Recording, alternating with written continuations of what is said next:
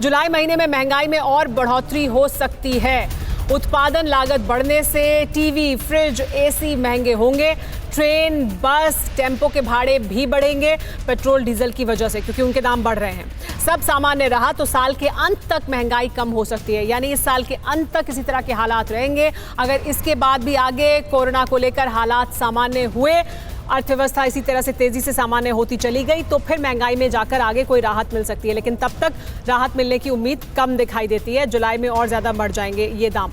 लेकिन बड़ा सवाल ये कि अगर किसान को लागत का अच्छा दाम मिल रहा है तो आम आदमी को भी तो कुछ राहत मिलनी चाहिए। गोपाल कृष्ण अग्रवाल जी, वो राहत किस तरह से देंगे? क्या सरकार को लगता है, या सरकार आगे आने वाले समय में और समीक्षा करेगी? क्योंकि सरकार समय समय पर राहत पैकेज दे रही है, तो गरीब आदमी या बीपीएल परिवार या वो परिवार जो आर्थिक रूप से कमजोर हैं, उनको राहत देने के लिए इस महंगाई से, क्योंकि ये तो रहेगी इस तरह से, अभी आगे क्या किया जा सकता है और क्या करने वाली है सरकार के एजेंडे पर कुछ है?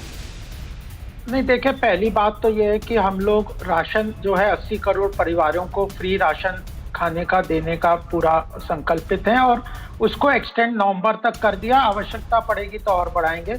मनरेगा में भी जो गरीब तबका है उसको रोजगार अगर छूट गया है तो उसको भत्ता मिलता रहेगा। और सबसे बड़ी बात है कि अर्थव्यवस्था वापस जैसे जैसे पटरी पे आएगी, हम सोच रहे हैं कि सप्लाई जो साइड है वो इम्प्रूव होगी तो महंगाई अपने आप कम होगी, और जो रोजगार की जो पटरी है, रोजगार की व्यवस्था, यानी अर्थव्यवस्था पटरी पर आएगी तो महंगाई खुद ब खुद कम होगी। सरकार ऐसा उम्मीद करती है, लेकिन देखना यह है कि क्या ऐसा होगा या नहीं। तब तक महंगाई की मार से ऐसे ही परेशान रहना पड़ेगा, क्योंकि अभी साल के अंत तक भी हालात सुधरते नहीं दिखाई देते हैं। सब कुछ सामान्य रहने की उम्मीद की जा रही है जरूर। फिक्र आपकी, सोमवार से शुक्रवार रात 9 बजे सिर्फ TV9 भारतवर्ष पर।